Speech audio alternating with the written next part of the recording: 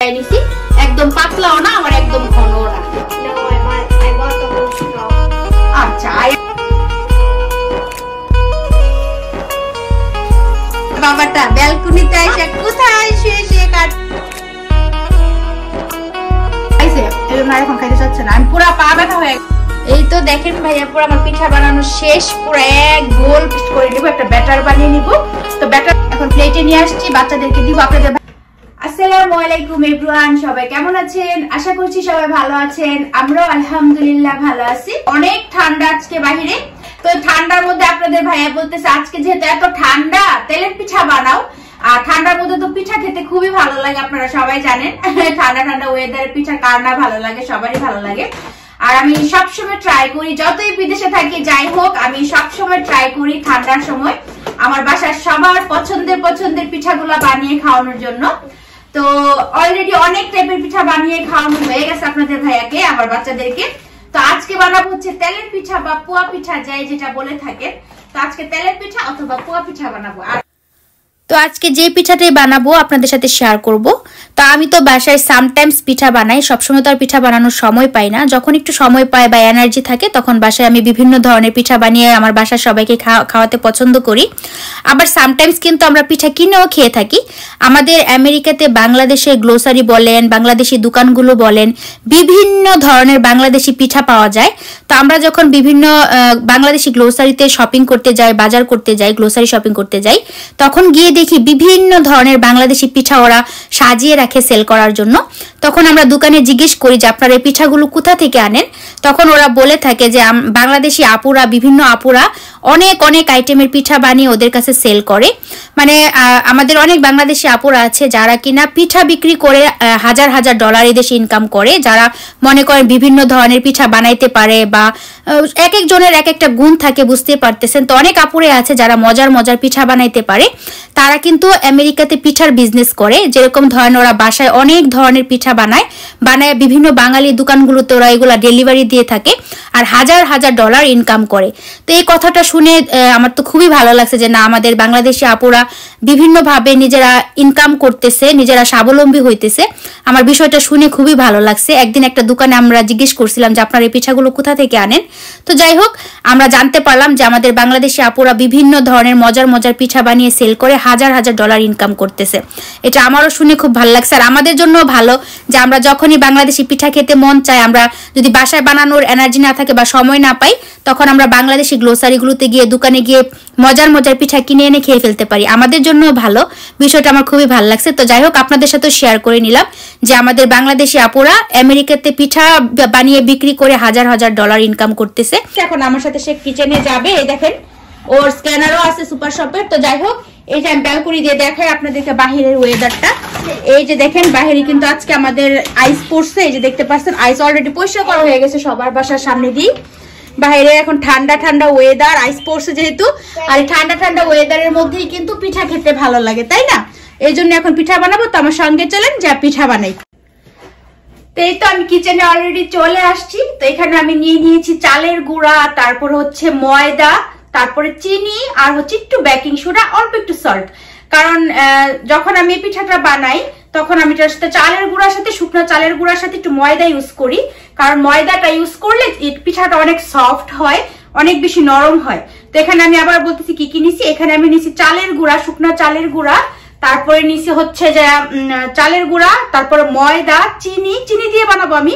চিনি দিয়ে বানালে সাদা হয় পিঠাটা, দেখতে খেতেও কিন্তু খুব মজা হয় চিনি দিয়ে বানালে। তো সেজন্য আমি চিনি দিয়ে বানাবো, গুড় দিয়ে বানাবো না। চিনির পিঠাটা আমাদের কাছে বেশি ভালো লাগে। তো যাই হোক, চিনি, ময়দা, চালের গুঁড়া, একটু বেকিং সোডা আর অল্প একটু সল্ট। এখন আমি এটা হালকা কুসুম গরম পানি দিয়ে ভালো করে মিক্সড করে নিব, একটা ব্যাটার বানিয়ে নিব। তো ব্যাটার বানানোটা হয়ে গেলে আবার আপনাদের সাথে আমি শেয়ার করব।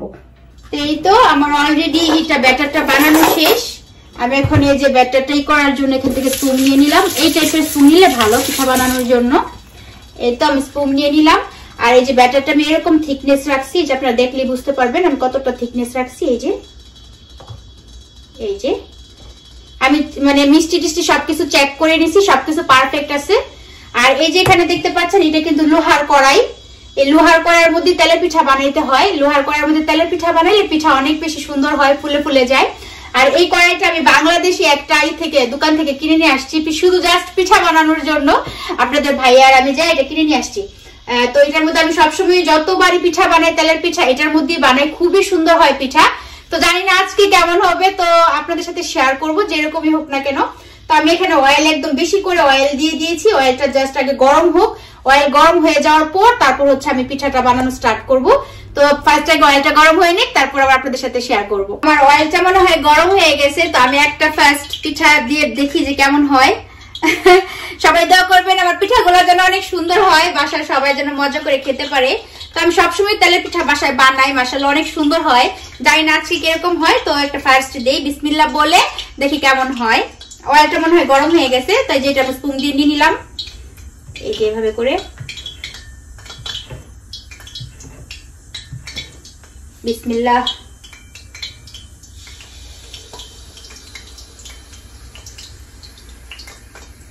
তো একটা দিয়ে দিলাম, দেখা যাক কি হয়। এখানে আমি পিঠা বানাচ্ছি, এটা আমি চেঞ্জ করে ফেলছি। এই যে লোহার কড়াই যেটা নিছিলাম ওটা চেঞ্জ করে ফেলছি, লাগা যাইতেছিল অনেকদিন এটা দিয়ে বানাই নাই তো পিঠা, এই জন্য কেমন কেমন হইতেছিল। তো আমি প্যানটা চেঞ্জ করে এখন ননস্টিক প্যান দিয়ে দিছি। ননস্টিক প্যান দিয়ে এখন আবার সুন্দর করে বানাচ্ছি। এই যে তার আপনাদেরকে একটু দেখাই, এই যে দেখেন এখন সুন্দর হইতেছে মাশাআল্লাহ। এটা ফার্স্ট বানাইতেছি এটার মধ্যে, এখন সুন্দর হচ্ছে। একটু আগে যেটার মধ্যে শুধু লাগা যাইতেছিল, এই যেটার মধ্যে শুধু লাগা যাইতেছিল, অনেকদিন বানাই না তো পিঠা, মানে নিচে জানি কি হয়েছে খালি লাগা যাইতেছিল। এখন ননস্টিক প্যানে দিছি, এখন সুন্দর হইতেছে। তো একের পর এক আমি সবগুলা ভাজি, তারপর আবার আপনাদেরকে দেখাবো। একটা তো হয়ে গেছে, এখন আরেকটা দিয়ে দিব। এই যে ননস্টিক প্যানটা তো থাকে না, এই যে চ্যাপটা থাকে তো পিঠা, এই জন্য চ্যাপটা হইতেছে। আর রাউন্ড যেগুলো, এগুলোর পিঠাও রাউন্ড হয়।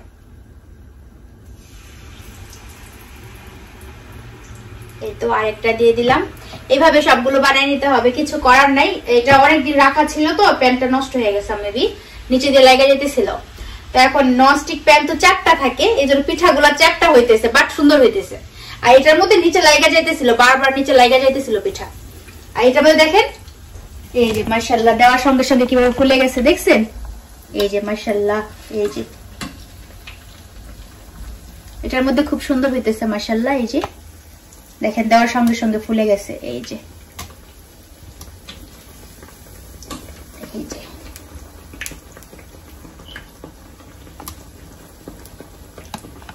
পিঠা বানানো কিন্তু এত ইজি না, কারণ সব পিঠা কিন্তু মানে ঠাস করে হয়ে যায়, ঠুকঠাক হয়ে যায়। কিন্তু তেলের পিঠাটা বানানো অনেক কঠিন, সহজে ফুলতে চায় না। কিন্তু আমি সবসময় মাশাআল্লাহ আমি তেলের পিঠা বানালে খুবই সুন্দর হয়। তো আজকে কেন জানি না এটার মধ্যে জাস্ট মানে অনেকদিন এটা রাখা ছিল, নিচে শুধু বারবার নিচে লেগে যাইতেছিল।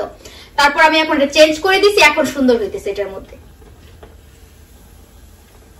এখন খুব সুন্দর হইতেছে মাশাআল্লাহ।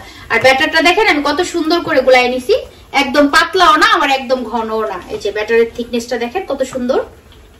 আর এটা কিন্তু আমি ব্যাটারটা গুলে কিছুক্ষণ রেখে দিছিলাম। হ্যাঁ, এটা আমি প্রায় আধা ঘন্টার মতো রেখে রেস্টে রাখছিলাম, যাতে একটু ব্যাটারটা সেট হয়।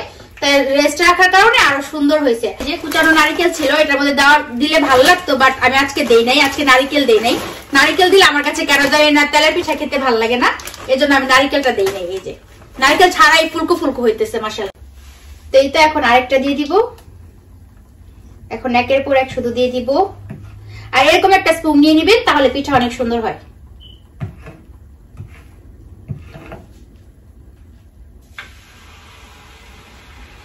মাশাআল্লাহ দিয়ে দিলাম আরেকটা।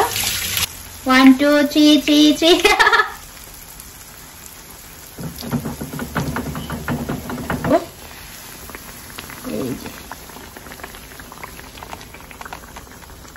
একের পর এক পিঠা বানাই যাচ্ছি। আর এরকম একটা ছাকনা নিয়ে নিতে হবে, ছাকনা দিয়ে ছেঁকে ছেঁকে উঠাইতে হবে, তা নাহলে আবার তেল থাকবে পিঠার মধ্যে, প্রচুর অয়েল থাকে কিন্তু এগুলোর মধ্যে। সেজন্য এই ছাকনাটা নিয়ে নিতে হবে, ছেঁকে ছেঁকে উঠাইতে হবে, তাহলে সুন্দর হবে। আর পিঠাগুলো এখন মাশাআল্লাহ খুবই সুন্দর হইতেছে, একদম ফুলকো ফুলকো নরম সফট হইতেছে পিঠাগুলো। এই পিঠাগুলো আপনাদের ভাইয়া এত পছন্দ করে। তো ঠান্ডা আসলেই তো আমি সব ধরনের পিঠা বাসায় বানাই। তো সব ধরনের ভাপা পিঠা, তারপর হচ্ছে চিতই পিঠা, সব টাইপের পিঠা বানানো শেষ, খাওয়ানো শেষ। এখন বলতেছে গতকালকে বলতেছে তেলের পিঠা খাওয়াবা কবে। তো গতকালকে বলছে, আজকে আমি বানানো স্টার্ট করে দিছি। মানে যেটা খাইতে চাই আমি আর দেরি করি না, সঙ্গে সঙ্গে বাসায় মানে বানানো স্টার্ট করে দিই। এই তো দেখেন ভাইয়া পুরো আমার পিঠা বানানো শেষ, পুরো এক বোল পিঠা হয়েছে। মাশাআল্লাহ মাশাআল্লাহ, অনেকগুলা পিঠা হয়েছে। এর মাঝখান থেকে আবার আমার এক পাশের বাসার একটা বিদেশি আন্টি আসছিল, ওনাকেও দিছি কতগুলা। তো যাই হোক, অনেকগুলা হয়েছে মাশাআল্লাহ। আর পিঠাগুলো এত সুন্দর সফট হয়েছে, আপনাদেরকে দেখাবো আমি ছিঁড়ে। তো এখন আরিয়ানকে বাচ্চাদেরকে খেতে দিব পিঠা, আপনাদের ভাইয়াকেও দিব। এখন আমি প্লেটের মধ্যে নিয়ে নিব। অনেক পিঠা যেহেতু বোলের মধ্যে নিছি, এখন প্লেটের মধ্যে নিয়ে নিব। তো নিয়ে নিয়ে আগে এই যে দেখেন ভাইয়া পুরা আমার বাবাটা ব্যালকনিতে এসে কোথায় শুয়ে শুয়ে কার্টুন দেখতেছে, দেখছেন? আরিয়ান ব্যালকনিতে এসে 2 চেয়ার একসাথে করে তারপরে হচ্ছে সে কার্টুন দেখতেছে। আমি আসছি এখানে পিঠা বানাইতেছিলাম, তো আমি বলতেছি আরিয়ান কোথায়, আরিয়ান কোথায়, আরিয়ান কোথায়? এই যে দেখেন সে তার পিলো টিলো সব কিছু নিয়ে আসছে। আয়শা 2 চেয়ার একসাথে করছে, ল্যাপটপ নিয়ে আসছে। এখানে শুয়ে শুয়ে আমি এসে দেখি কি ল্যাপটপে কার্টুন দেখতেছে। আরিয়ান বেবি কি করতেছে? কার্টুন দেখতেছে। কি অবস্থা, আমি তারে খুঁজতেছি, আয়শা দেখি সে কার্টুন দেখতেছে। আমার বাবাটা এরকম করে, তাই না বাবা? হ্যাঁ ঠিক আছে বাবা, তুমি কার্টুন দেখো আর পিঠা বানাই। ওকে, পিঠা বানানো হলে পরে আমরা সবাই পিঠা খাবো, ঠিক আছে? ওকে, তুমি কার্টুন দেখো, আমরা পিঠা বানাই। কি অবস্থা আমার ছেলে, আমি ছেলে খুঁজি, ছেলে দেখে এসে এখানে কি সুন্দর দেখেন 2 চেয়ার একসাথে করে শুয়ে শুয়ে সুন্দর করে সে কার্টুন দেখতেছে। ওকে ওকে বাবা, ওকে। আমার পা পুরো ব্যথা হয়ে গেছে পিঠা বানায়, পুরো এক বোল পিঠা হয়েছে। দেখছিনি তো, আপনাদের সাথে আমি শেয়ার করছি। পা ব্যথা করতেছে এতক্ষণ দাঁড়ায় থেকে থেকে। এই যে এখন প্লেটে নিয়ে আসছি, বাচ্চাদেরকে দিব। আপনাদের ভাইয়া তো বাসায় নাই, ও বাসায় এসে খাবে। এখন আরিয়ানকে দিব, মেয়েদেরকে দিব, ওরা খাবে এখন। আরে নাও নাও, এটা সফট। আমি আপনাদেরকে একটু ভাঙে ভিতরটা দেখাই, যে ভিতরটা কি। এটা ভাঙবো? আচ্ছা ভাঙো ভাঙো ভাঙো। এভাবে না, মাঝখান দিয়ে ভাঙতে হয় এইভাবে। এই দেখেন ভিতরটা কত সুন্দর সফট, একদম খোলা। এই যে ভিতরটা একদমই সফট, খুবই মজা, তুলতুলে অনেক। এই দেখেন একদম সফট, এই যে একদমই সফট। নাও নাও, তুমি হাফ, আমি হাফ খাবো। ওকে।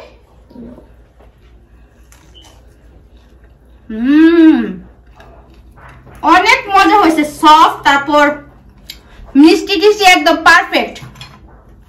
আরিয়ান অলরেডি 2-3টা খাই ফেলছে বানানোর সময়, এই জন্য এখন খাইতেছে না। বানাই ওরা আগে দিচ্ছি খাইতে। আমার মেয়েরা খাইছে অলরেডি, 3-4টা খাওয়া শেষ ওদের। একটু খাও, অল্প একটু খাও। এই যে দাঁড়া দাঁড়া, একটু মুখে দাও। এটা তুমি ক্রিস্পিটা খাও, করো নরমটা খাও, নরম সাইড দিয়ে খাও। ওর পেট ভরে গেছে আরিয়ানের। আরিয়ানের 2টা না 3টা খাইছে। বানানোর সাথে সাথে ওদেরকে দিয়ে আগে খাইয়ে নিছি। প্রথম বানাই আরিয়ানকে দিছি, তারপর বানাই মেয়েদেরকে দিছি। ওরা আরিয়ান মানে 2টা না 3টা খাইছে। আমার 2 খাইছে, আরিয়ান 2 খাইছে। আর আমার মেয়েরা এরকম 2টা-3টা করে। তা আমি বানানোর পর একটা খাইছি, এখন আরেকটা খাইতেছি। অনেক মজা হয়েছে, অনেক মজা হয়েছে মাশাআল্লাহ। আর এই তেলের পিঠাগুলো কিন্তু নষ্ট হয় না, আপনি 2-3 দিন রেখে খাওয়া যায়, কোনো সমস্যা হয় না, একটু নষ্ট হয় না। এই জন্য তো দেখলেন তো পুরো এক ভোল হয়েছে, বড় ভোল এক ভোল বানাইছি। এখন 2-3 দিন আপনাদের ভাইয়া বাচ্চারা খাবে, নষ্ট হবে না। ঠান্ডার দিন যেহেতু, ঠান্ডার মধ্যে এমনি তো খাবার নষ্ট হয় না। কি করতেছো বাবা?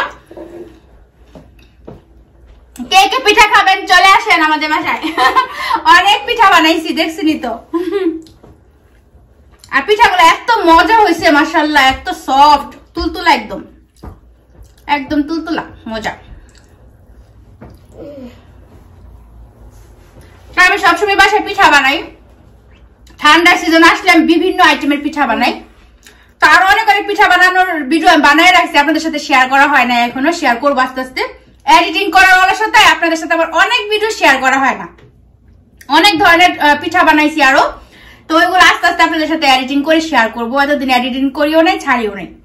একটু খাও, নরমটা খাও, ওর পেট ভরে গেছে, আর খাবে না। অনেক খাইছে, এই জন্য এখন খাইতে চাচ্ছে না। আমি পুরা পা ব্যথা হয়ে গেছে, দাঁড়ায় দাঁড়ায় কতক্ষণ যাবত কিচেনে একা একা দাঁড়ায় দাঁড়ায় এগুলো বানাইছি, পুরা পা ব্যথা হয়ে গেছে। অনেক টেস্ট, অনেক টেস্ট।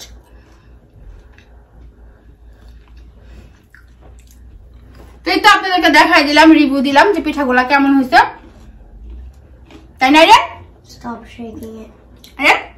সবাইকে বলো পিঠা কেমন হয়েছে। আমার পিঠাগুলো তো বানানো শেষ, আপনাদের সাথে একটু শেয়ার করলাম যে আজকে কি পিঠা বানালাম। আপনাদের ভাইয়া বাসায় নাই, তা নাহলে দেখাইতাম যে আপনাদের ভাইয়া খাইতেছে কত মজা করে। তা আমিও খাইতে যেতে পেট ভরে গেছে, এখন আর খাইতে পারবো না। মিষ্টি জিনিস আমি এমনি তো বেশি খাইতে পারি না, পরে আস্তে আস্তে যখন মন চাবে তখন খাবো। আর বাচ্চারা অলরেডি খেয়ে ফেলছে, ওদের আর খাওয়ার ইচ্ছা নাই। একবারে তো বেশি খাওয়া যায় না মিষ্টি খাবার, তাই না? তো পরে আবার আমরা এগুলো সব আস্তে আস্তে খাবো। এই পিঠা কোনো নষ্ট হয় না, সবসময় খাওয়া যায়। তো ঠিক আছে, আজকের ভিডিওটা এই পর্যন্তই। সবাই ভালো থাকবেন, সুস্থ থাকবেন, সাবধানে থাকবেন, আমার এই ছোট্ট চ্যানেলের সঙ্গেই থাকবেন। আর যদি বেশি ভালো লাগে থাকে, যারা নতুন দেখতেছেন আমার চ্যানেলটা বা ভিডিওগুলা, অবশ্যই আমার চ্যানেলটা সাবস্ক্রাইব করে অল নোটিফিকেশনটা অন করে রাখবেন, যেন আমি যে কোনো ভিডিও ছাড়ার সাথে সাথে আপনাদের কাছে পৌঁছে যায়।